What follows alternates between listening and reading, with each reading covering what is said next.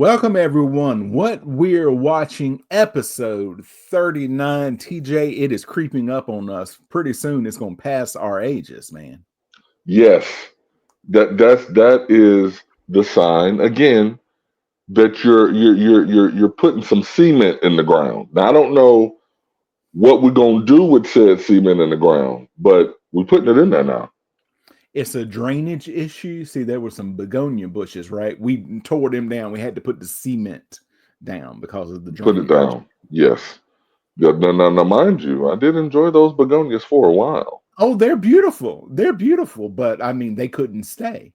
They could stay, but that drainage is not going to clear itself up. We've It learned is that. not. It is not. How you doing, brother?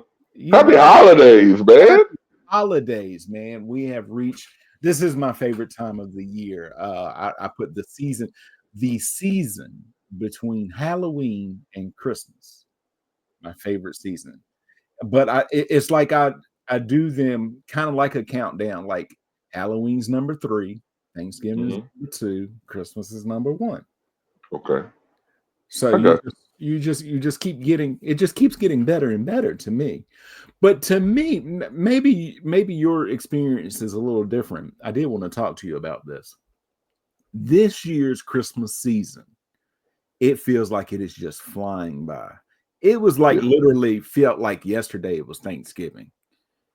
Yeah, I don't know what fast forward somebody accidentally pressed. I think somebody hit they hit fast forward once on their remote, so now we're operating at 1.5 speed. Right. You didn't hit it too many times, so it's not skipping. It's just a little bit faster, man. And I see the point. You mentioned this is your favorite part of the year. I think it's mine as well for a completely different reason. This time of year between Halloween and the New Year, me and the Joey Harris show is on fire. So if nothing else, I look forward to it getting cold because I know it's me and you, baby. When it gets to this time of season, we talk a lot more, and we got a special coming. That's all I'm saying. We do have a special coming up. This is also the last episode of the Joey Harris Show before we have our 2024 Christmas special. Bang! You know, the fans of the Joey Harris Show, they put it on their calendar. They write it in I'll, ink. You know, heck everything else yeah, is in pencil because Sharpie. that eraser is a powerful tool, right? But They this got one, that fine tip Sharpie to write that thing in, and you know it's not going anywhere. it will be coming up Christmas Eve and in your podcast box, Yes, your yes. pox, if you will, your Yo, pox. pox. That sounds not safe, but yes, that's where it's going to be. Look for it. But um, this episode of what we are watching, it is a special on its own because we are Yes. counting down. We each went off to our respective corners and we compiled our list of top 5 Christmas movies, not TV episodes, not animated specials or all that. This is just Christmas movies. Plus, we each have some honorable mentions. We're going to count them down from 5 to 1. So, do you want to start with 5 or you want me to start? It doesn't matter to me. I have no problem starting because if I start, that means you're going to finish. Okay. So, starting with number 5 and counting to 1. Ladies and gentlemen, I got to tell y'all, I learned something about this movie recently from the actor who starred in it who says this is not a Christmas movie, but in fact a Bruce Willis movie. I say, down with you, sir, because I also did a little bit more research and found out that based on the criteria that even we established of what makes a Christmas movie, this movie is more of a Christmas movie than Rudolph freaking Red-Nosed Reindeer. I'm talking about none other than Die Hard. Take me to Nakatomi Towers because we're getting in with some Hans Gruber at my number 5 spot. Love Die Hard. We've already talked about it this year, so I'm not going to go into great detail. But this is one of those movies that I can watch I can watch Die Hard any time of year, but I can definitely watch it at Christmas time, so I can point a finger at everybody that says it isn't a Christmas movie. So my number 5 is Bruce Willis, aka John McClane, bringing in a little Argyle and the introduction to one Carl Winslow, because he had to get out of, he was in witness protection, but somehow they let him keep the same job. Die Hard is number 5. What you got for me, bud? Great pick. And just a little preview teaser. It did not make my top 5, but it did make my honorable mentions list. All right. I respect that, sir. But I feel like you said, we have covered it ad nauseum this summer. So also a movie at my number 5 with someone kind of also taking somebody on all by themselves, kind of behind the 8 ball, if you will, but they rise to the occasion. It's a little boy. He's in the suburbs of Chicago. His name is Kevin McAllister. And Home Alone is my number 5 movie. Now, we've also talked about this. I can't remember how we got on it because we were not covering Home Alone, but we talked about the Jimmy rule. Yes. And how they actually came and got the CEO of the phone company at the time, said it was possible to have local service and have long distance be interrupted at the time. That was not a plot hole. It was possible. But nobody covered what we called the Jimmy rule, which is you send one cop over, he rings the doorbell, he knocks a couple of times, says, "Hey, is there anybody here?" And then he says, "There's nobody here. Tell them to count their kids again." Oh, Jimmy rule. In my rewatch this year, TJ, I found out who it was actually named after. There's a character named Jimmy in the movie. If you remember the scene where Kevin goes to buy a toothbrush and he wants to know if this toothbrush is recommended by the American Dental Association, right. And then he sees the creepy neighbor and he backs away and she's like, "Hun, you got to pay for that here." And he takes off. Jimmy, stop him. He's a, thief. Jimmy, yeah. And so he's running. This is my running motion. Jimmy's running. He's like, "Hey, shoplifter." Because Jimmy also is like, "Listen, I'll get to the door, but after that, I don't go any farther. I will point and say, 'Hey, shoplifter.'" There's a reason it's called the Jimmy rule. The Jimmy rule. I have respect for that at your number 5 spot. I will mention it just a little bit later here for a whole nother reason. But much respect for Home Alone and what's the word? There's a word that I'm missing. Oh yeah, neglect, that we like to celebrate every time we watch that film. But I will say this. I will say this. There are very few people at first who are actually likable in that movie.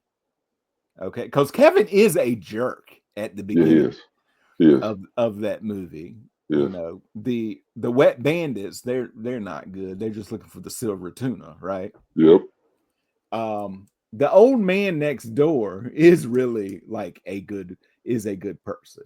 He realized he did something wrong, but it's made up at the end of the movie. And my wife's like, she had forgotten that he reconciles with his son and granddaughter and family until the end, until she saw it like the other day I was watching it. She goes, "I'd forgotten that part."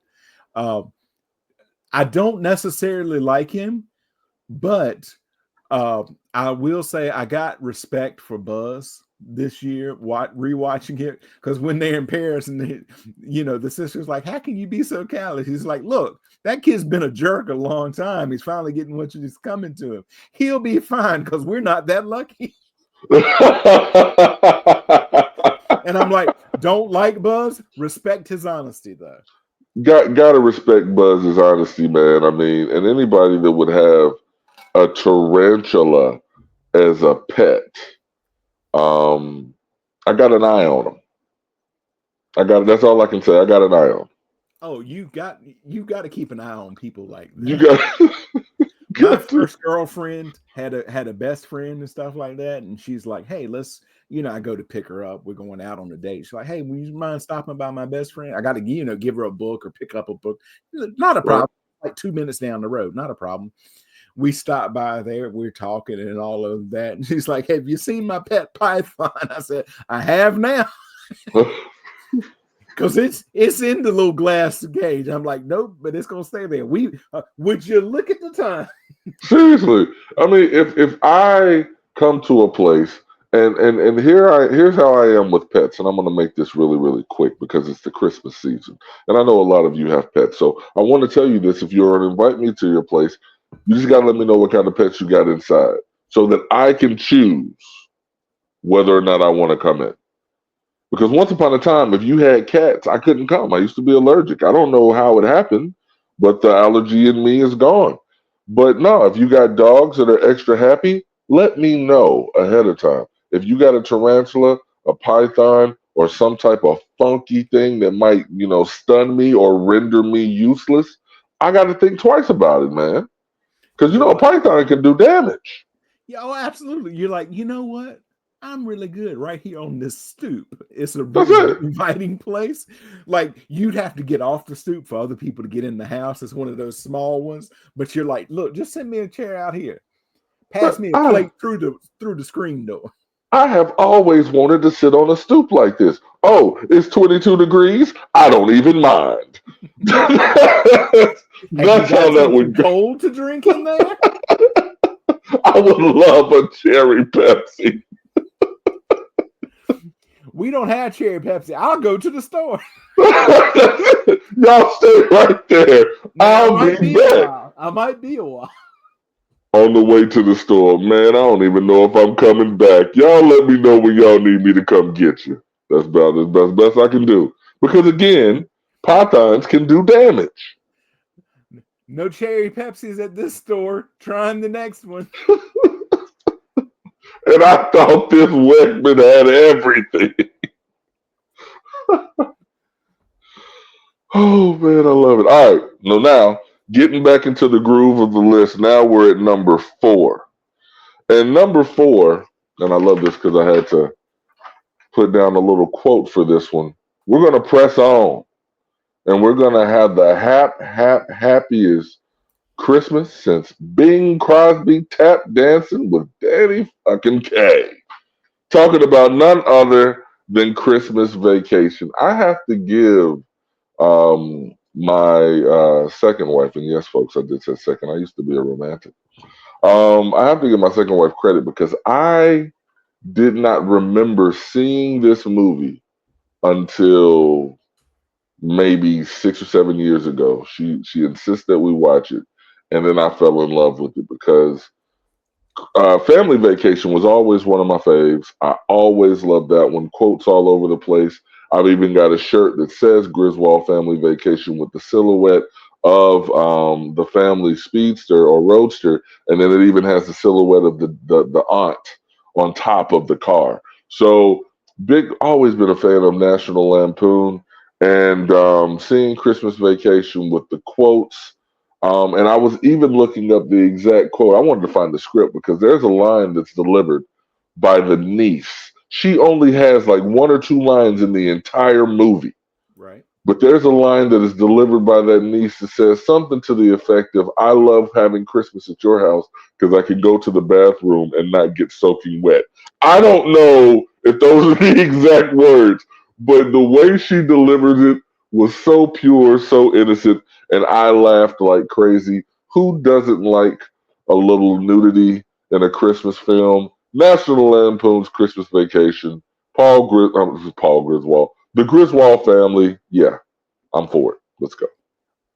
It also made my list, so it will be coming up later on there, and I will give my thoughts then. But a solid choice. Number 4 for me, talking about solid choices now. This particular story has been made multiple dozens and if not hundreds of times. It is Hmm. everybody has done their spin on it, but my favorite and one of the most accurate portrayals of the story, at number 4 for me, Muppets Christmas Carol. Now they say to Sir Michael Caine, I'm gonna put some respect on his name. Put All right. spec on his name now. We would like you to play Ebenezer Scrooge in our adaptation of A Christmas Carol, but there is a catch. And he says, what is the catch? Oh, it's the Muppets Christmas Carol, and you're going to be acting opposite a lot of Muppets and a few humans here and there. He says, I will play it as straight as I can be. He does not react adversely to Bob Cratchit being a frog, a bunch of rats in there with him, and all that. He says, I will play this just as straight as I could be, and does not crack one time. And I got to have some respect for Big that. spec. You know, first of all, the Marleys were dead to begin with, which is how the story begins. And Mhm. Gonzo as Charles Dickens, who says, and Tiny Tim, who did not die. And that is also in the story. Gotcha. So, yes, National Lampoon's Muppets Christmas Muppets, Carol. yes. I'm sorry. National So Lampoon's Christmas Carol. That might be something different. So, I'm gonna be honest. If they made that, I would watch it. I would even try and be involved. But no, the Muppets Christmas Carol is funny. You and I have a nice little inside joke about the Muppets Christmas Carol. We'll talk about. I'll probably end up mentioning that on our actual Christmas special, the inside joke that we have for the Joey Harris show. But um, that one, if you're a product of the 70s, 80s, or 90s, the Muppets movies were pretty popular back in the day. absolutely. So for this one to come and be as awesome as it was, I thought it was great. But yeah, the fact that they mentioned that Tiny Tim doesn't actually die, I'm like, nah, we gotta kill him off because it makes the story so much sadder, right? Like it's like not only am I a cheapskate that's not giving coal and making this dude work, he can't be near his family, but the kid died. Like that's so heavy. But no, big fan of that one. And while I don't have a Christmas Carol on my list at all, as you said, they did make several. And now I'll take the time to give an honorable mention to Scrooged with one Bill Murray. That's his Christmas Carol. You got your ghost coming to visit. So shouts to that guy. And one last honorable mention because we're not doing TV shows and the like Christmas specials. There is a show that always does, in my opinion, amazing holiday specials, and that's one Bob's Burgers, specifically the Bleakin episode.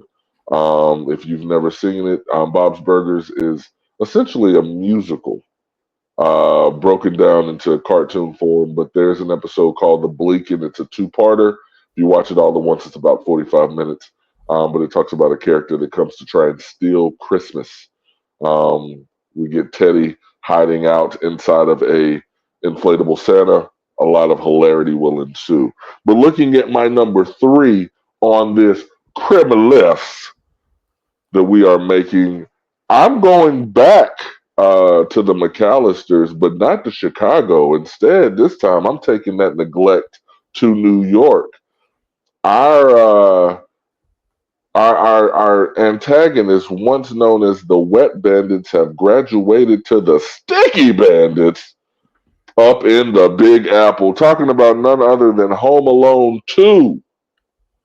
Um, I actually had on my list Home Alone 1 and 2, and I did that because I was like, there's a chance he'll say the one before I get the opportunity to. But no, Home Alone 2 I thought was great. I liked how, they tried to make it all work. I think it stinks that he missed out on vacation again with his family, but he didn't actually miss out because they went to Florida and it sucked.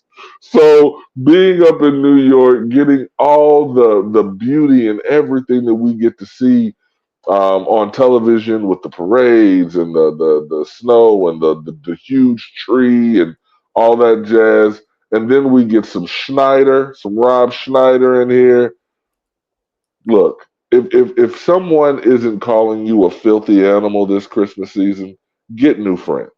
Home Alone 2 and my number 3.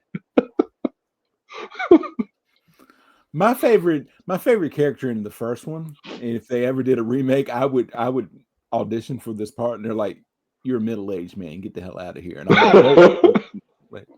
It's the kid from next door that's asking, "Yeah, have a good trip. Bring me back something French." Asking all the questions and getting counted, and he didn't interrupt anybody. When someone taps him on the head and says a number, at no point in time did he try and say, no, I'm not one of yours. He's just there causing a stink. And Joey, let me tell you something. If they do remake it, so what? You're a middle-aged man. I want you to play that role because everybody's had that neighbor, and I say everybody. It may not be the case, but most of us have had a neighbor that has boundary issues, right? So they go above and beyond with conversation and they can't read your body cues. You just want to go inside and get a hot toddy, but they just want to talk to you about the weather. So you could be that neighbor, that's just coming over, talking to everybody so that they can't focus on counting their kids. Look, let's write it. Cut the check. I just realized something as you were talking because I was thinking back to the first movie. I got to rewind something there. You know the little Nero's driver that keeps hitting the thing and stuff like that? Yeah. When Kevin comes back, and Kevin, he's like, he slips the money out and then he does the angels. That guy thinks he's getting shot at. All right. Yeah. He takes off again. Now, look, he's going to get back to the thing and the boss ain't going to care. And he's going to say, listen, and he probably used some dirty words himself. He's like, listen, I got shot at. We need to call the cops. Who doesn't show up? The cops. They are the worst cops ever. That guy, he's speeding along. I don't know if you've ever looked at the side of the car. It's like 20 minutes or it's free. That dude, that ain't in that neighborhood. He is jumping turnabouts, the roundabouts, like and he's going through red lights to get a plain cheese pizza in there. He gets to there, like go around to the back. He comes and he's like, put the money. And then he thinks he's getting shot at. Yeah. That dude quit that night. He definitely, even though it wasn't real, you made me believe that I was running for my life. I will never, bro, this dude is probably anti-pizza. He probably started his own pizza company and says, but we don't deliver. You got to come pick that stuff up. You better come pick this up. Papa Murphy's. He created Papa Murphy's because Papa Murphy's don't even cook the pizza for you. They make it in front of you and then they send it home with you. So that's it. He created Papa Murphy's. Actually, it was another chain. He tripled his sales during the pandemic because he's like, we're going to do the same stuff we've always been doing. You pull up around the side, you stay a close distance back, and we'll shove it out. Since 1990, we've been doing that 30 years. Awesome. It's called Not Nero's. Not Nero's, because contractually you can't. Their slogan is actually for their employees. Nobody else gets it. And their slogan is, you coming to work?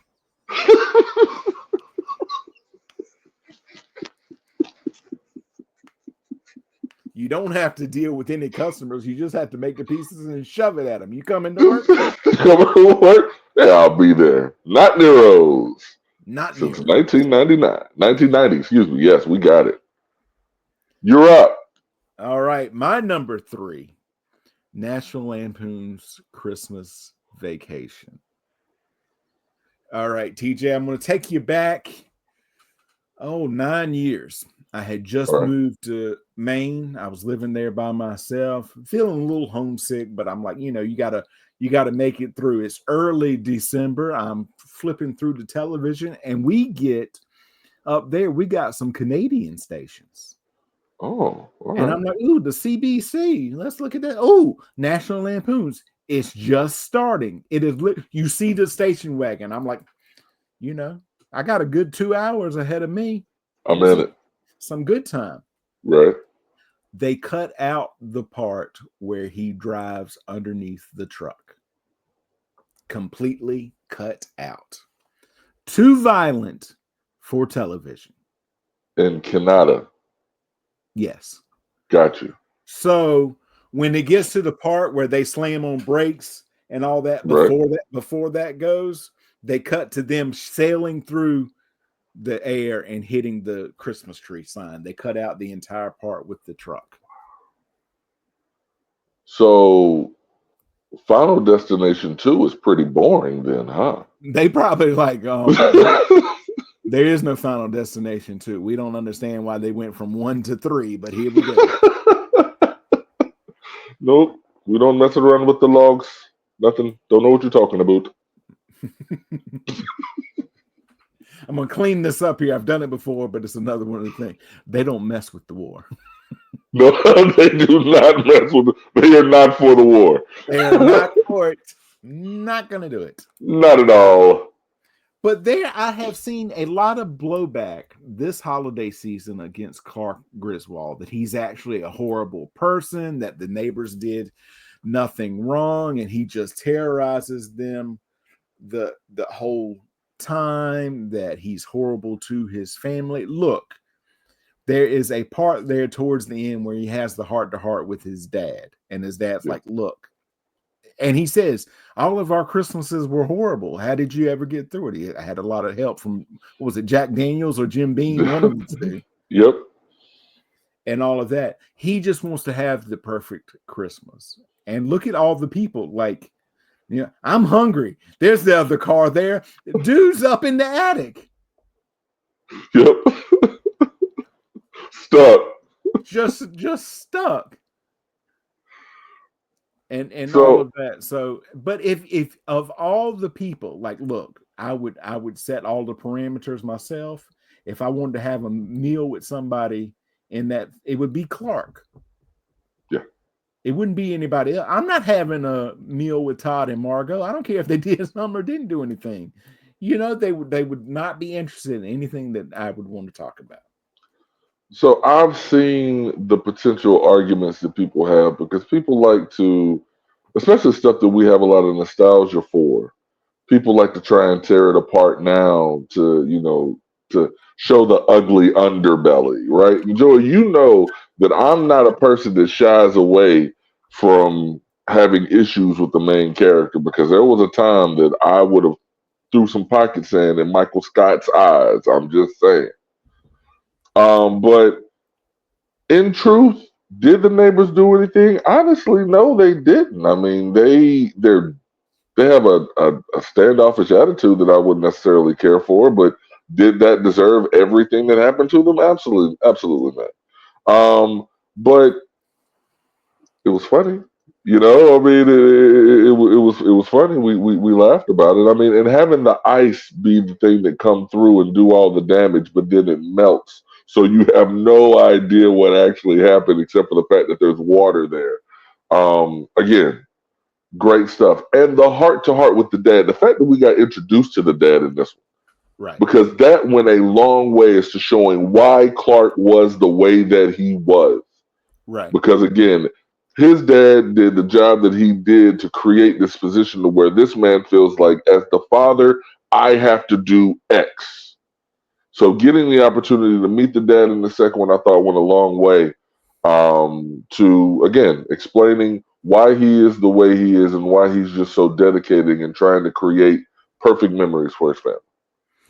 And another thing, and it keeps hitting me, TJ.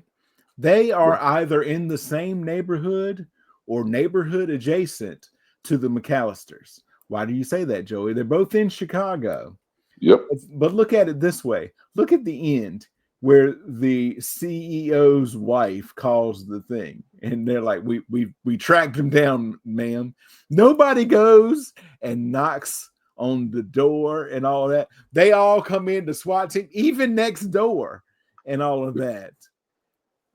You got to bust it, and then so they bring her in, and he's explaining and all that, and she goes, "You didn't. Why you cheat?" And that guy goes, "That's pretty low, mister. If I had a hose, I would beat I'll beat you with a rubber hose." And I'm like, "What?"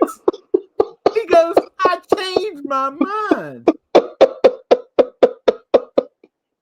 I'll beat you with a rubber hose. If I had a hose right now, I would beat you." That guy goes, "Listen, it has been a rough night. I realize I'm wrong. I changed my mind." What if he had a rubber hose? That guy would start hitting him with it. Oh my gosh, that would have been perfect. Because I was thinking the same thing. Now, mind you, this comes after one of the most amazing rants that we've ever gotten in a film. Like, he went in. If you've not watched it, folks, I definitely encourage you to go and Google or YouTube the Christmas Vacation rant. It's worth the 2 minutes that he's going nonstop. Like, it's worth it all. So yeah, again, this is now the second time it's been mentioned on these lists. It's worth it. It's worth it. Chevy Chase had memorized that entire thing, but they did not want to cut just in case he messed up. So the people he is talking to are all holding cue cards that have the entire speech on it. Wow. So he wouldn't mess up and they wouldn't have to cut. So it's just one long like stream of consciousness. That's awesome. That's it. Yeah. Stuff like that, information like that is another part of what makes me like cinema, right? Because you see, knowing that I've seen some, sets where someone has to call line often. Right. But to see, again, that stream of consciousness, knowing that he was able to do it in one take, man, to go on set and do one take is an amazing feeling. So that right there, that had to be dope. So props to you, Chevy. I don't know if you're really a racist, but I absolutely loved you in this movie. You know what? If you ever meet him, that could be your end. Props to you, Chevy. I don't know if you're a racist. If I get the opportunity to do that Christmas Vacation. All so, right.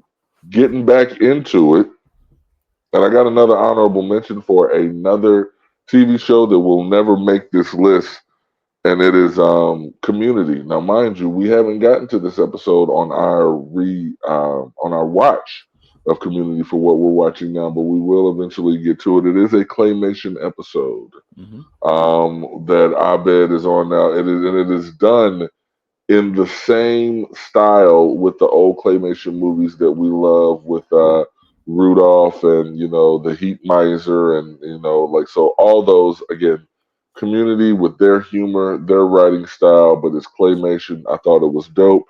So again, honorable mentions. But my number 2 is This Christmas. Now this one I'm showing love to because it came out in the 2000s, so it's not necessarily something that I can say I've been watching since my childhood, but it was a very well done, put together film that showed a lot of the emotion and love that goes into a Christmas for a Black family. And just with some of the names of the people that were in it, you're talking Loretta Devine, Idris Elba, Regina King, Delroy Lindo, and the forever, I say contentious, that's not my word, but the forever controversial Chris Brown sings a song. I think it's Love and Tenderness. And he does an amazing job. Again, this movie just tugs on the heartstrings. So that's why I decided to slide it in there, my number 2 spot. I'll repeat, This Christmas. Before I do my number 2, I'm going to do some honorable mentions. Honorable mentions from me: the original Miracle on 34th Street, Home Alone 2, Lethal Weapon, Batman Returns, Iron Man 3, Scrooged, Yes. Die Hard 2, Yes. and White Christmas with the aforementioned Bing Crosby and Danny Kaye. Can I pause for 1 second? Absolutely. Because anytime you mention Die Hard 2, I have to say, rest in power, Johnny Cakes. All right, brother, go ahead. So my number 2, a movie that has become a tradition. I was aware of it for a while, watched it when I was younger, really liked it, but it was not one of those I have to see it. And then I started. My aunt passed away on Christmas Eve, 8 years ago. This Christmas Eve, and I kind of took up the mantle of making her icebox. We call it icebox fruit cake or an icebox cake for my dad and my uncle. And so I throw this movie on while I'm doing that. Frank Capra's classic "It's a Wonderful Life." All right. So this is the like I had made this last week. I was telling you this before we began, and brought up it on YouTube, the ending of it, because I was watching for something else. I was not even thinking about this, and so I started. You know how you get sucked in with scenes, and I'm watching it again, and I have a new favorite character from this movie. Just for the last scene, and it's Ernie the cab driver. Ernie the cab driver, I want this job, or I want somebody to have this job for me. His only job in that last scene, he announces everybody as they're coming in. Because before that, George Bailey, like, say, if he's talking to Mr. Gower, it's just him and Mr. Gower, or maybe a couple other people, and you're like, oh, that's Mr. Gower. He's the druggist. I got it. Or he's talking to Uncle Billy. I got it. Now there's literally everybody in the town except for Mr. Potter and his little creepy assistant dude is there. And they're like, and they're going to think the audience is not going to know who these people are. And they're like, hey, guy who plays Ernie, you just announce people as they're coming in. Like if it was like me and you and we're talking and other people come in, I'm like, there's Grandma Smith. There's Mr. Jones. You're like, Joey, what is wrong? But nobody blinks an eye. Here's Uncle Billy. There's Mr. Gower. It's Mr. Martini. Robert, California. That's just what he does, and all of that. So all of this, and they're like, you know, here comes Annie. It's Violet. Everybody's throwing money down, and that's all it. I'm like, that is his only purpose. They're like, listen, dude, you want to make 20 extra bucks? He's like, what do I got to do? Time to as people come in, I'm gonna hand you a slip of paper. You just say their name on the slip of what's the catch? Right. No catch. Oh, there's no catch. Okay, but what's the catch? Right. He's like, if somebody got me like this before and I ended up in a diaper down in the Chinese district, it's not happening again. So, yeah, I get it. Harry Bailey. Proud of hell when they said it, too. Yeah. Butch. Does he have a last name? No. Just Butch. So I want that. I want somebody to be with me all the time. I feel it. I want to live again. Clarence the Angel. All right. Now, ladies and gentlemen, if you are keeping tally, we both have listed 4 movies each. So that means we've gotten now to the red carpet of it all. This is where it's at. So can I get a drum roll, please? That's what I just did. It was a silent one. I realized. It was. And I actually, because you had stuff in your mouth. If you had actually done it, it would have been everywhere. Everywhere, all over the screen. So my number one, and I can say my number one by doing a couple of quotes, and you would know exactly which one I'm talking about. Pin down. I'm ready. Fragile. Fudge. I didn't say fudge. I did not say fudge. I double dog dare you. I triple dog. So yeah, we all know it. And this one right here is one of those. I mean, yeah, it's been out since I believe before I was born. I have to check the year on that one. I'm not sure. I thought it was made in the early 80s. March of 83. Yeah. You beat it by a few months. Came out in November of 83. All right, so I was about to say, I know it's been around for a spell. Obviously, becoming that film now that everyone thinks about at Christmas time because I don't know, I haven't had network cable in a while, but they're still TBS, showing it. They're still showing it. yeah, TBS and TNT always go hard. It was something about Ted Turner. He really liked that film, so he made sure that both networks put it on the entire day before Christmas. But again, it is the quintessential Christmas movie because it shows Christmas from the perspective of this child. What does he want? You know, he wants the Red Ryder BB gun, and he needs everybody to know it because he's like, I gotta double down. I'm letting my parents know.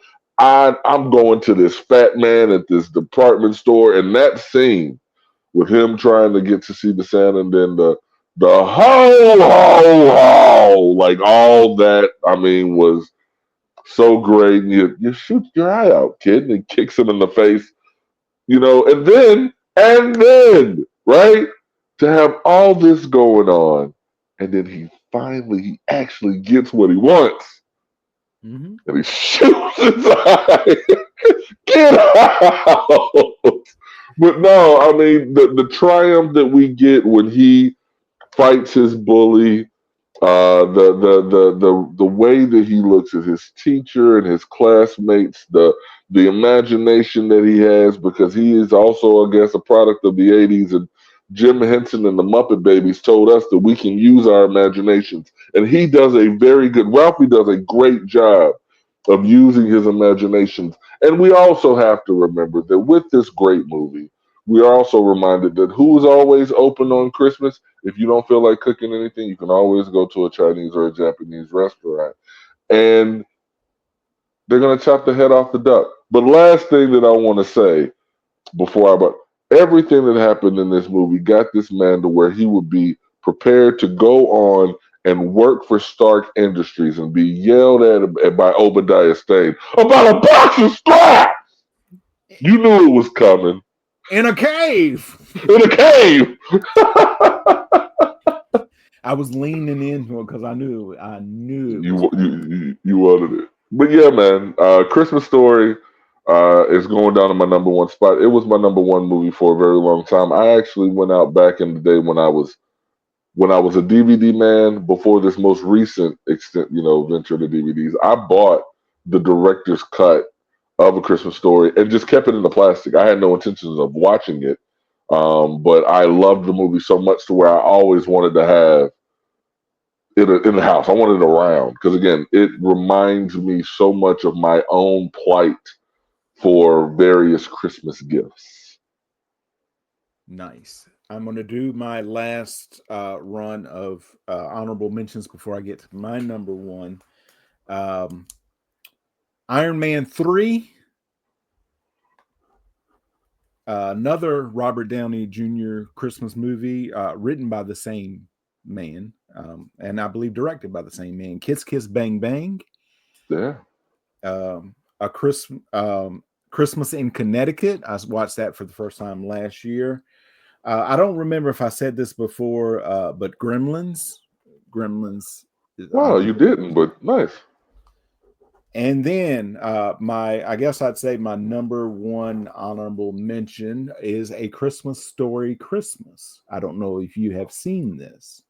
I haven't. I just recently saw like that it existed. It does. Came out a couple of years ago. It's been on HBO Max. It is now out on DVD. You can get it on DVD and all of that. And folks, it's it's a lot. They swung for the fences. Did they get all of it? No, but they get home anyway. It is very emotional. My wife cannot watch it again. In fact, she didn't finish the first time because it is so emotional for her. But at the end, and this is what I say: if you want to watch A Christmas Story, Christmas, believe me, folks, it makes sense after you've seen it. Watch it before A Christmas Story, because if you watch them back to back, your mouth will be on the floor going, "Oh my God, that's what was happening the whole time." So, yes. And follows an adult Ralphie as he comes back to Homan for the Christmas season, leading into my number one. A Christmas Story is also my number one film. We've been going 45 minutes. I could go an easy 45 minutes more just on this movie. Yeah. It is my favorite Christmas movie. I did not see it for the first time until I was a member of RHA, and for exam week, we did a study break thing where we did Christmas movies all day. I was in charge of going to get the Christmas movies. So I said, give me all of your Christmas movies. I've heard a lot about this movie. Right. And just sat there and loved it. I've loved it ever since. One of my favorite Christmas movie. One of the things a lot of people, I think we've talked about this before, but if not, the thing, and it took me about probably 10 or 12 times seeing it before I realized it. Ralphie's need for that BB gun, you're right. He tells everybody except for one person. The old man never hears him say he wants a BB gun for Christmas. He is somewhere else every single time Ralphie mentions it. I did not get that. He wasn't at the table? No, you think he's at the table, but he has already gotten up and gone out, and then he goes down into the basement when the mom turns around and says, "Ralphie, what would you like for Christmas?" That's right. And that's when he does I want the official, like his whole. I had never realized it. That's wild. Nice catch, bud. Because I thought that there was one scene where he tells his mom and dad, and his dad makes this little smirky face. But I guess that was at another spot in the film. Good stuff, man. Good grab. Because he's like, because he's there when if left on its own, that comment makes you think your son is insane. Flick thought he saw some grizzly bears out at the store. He's trying to, I need a gun to protect myself. I'll need a gun to protect myself. And he doesn't say that, but he's like, Flick saw some grizzly bears down, but and now he does lower his paper and like, what? Right. And then she says, like, hurry up, you're going to be late. And he looks at and he's like, oh, I've got to go too. And then that's when it freezes up. He goes out to try to start his car and it freezes up. His father was an Oldsmobile man. I don't know if you know this or not. He was an Oldsmobile man. Fragile. That must be French. Oh, man, I love it. Good stuff. Good stuff. Great list. Fantastic list. Well, folks, again, for what we are watching, this is our last episode before the Christmas season. We hope we thank you first of all for coming along with us this year. We finally finished The Sopranos. We did the Die Hards. Yes. We have started our MCU watch along with Community, and we've done a couple of list episodes now. Big things coming into 2025. Make sure that you are subscribed. Hit the notification bell. You get notified every single time we drop an episode. And as far as the Joey Harris Show goes, our next episode will actually drop a couple of days from now when we do drop the 2024 Christmas special. It is like the thing that you wanted but didn't know that you wanted. But it's coming. You want it. You want it. That's right. I for this to be our last before Christmas again. We're wishing everybody the happiest of holidays, a happy new year if I don't get to see you again beforehand. To the Joey Harris Show fans who are listening to this instead of watching us on what we're watching now, I'm going to need you to go and subscribe to the YouTube channel. Thank you for continuing to listen to the show. Continue to petition Joey to get more of me in 2025. I've got amazing ideas, and this is what I love about Joey. Joey and I can have a conversation, and an idea come up, and if it's one of my ideas, I tell it to Joey, and Joey's like, "Yep, I'm in." And if it's one of Joey's ideas, and he tells it to me, he's like, "I'm almost like, yep, I'm in." And I have an idea for some original content coming to what we're watching now. So you're going to get a little extra reason to come to the channel. So just stay tuned.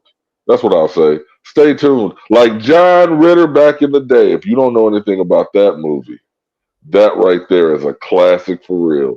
Stay tuned. Joey, man, it's always a pleasure. I love you to life, man. This year's been an amazing year, and I'm thankful to have been on this ride with you, baby. Absolutely, man. So what is next for us? We've still got Community, a couple more episodes of that for the first season. We've got the MCU. The next episode of that that we're doing, we're going to find out that there's a funny thing that happened on the way to Thor's hammer. And then we're going to find Thor. Yes. So that's always exciting. Big things coming for the Joey Harris Show. Big things coming overall in general. A quick what they call in the business a tease. TJ. Tease them, Joey. There is something big that is going to be announced at the end of the Christmas special coming in 2025.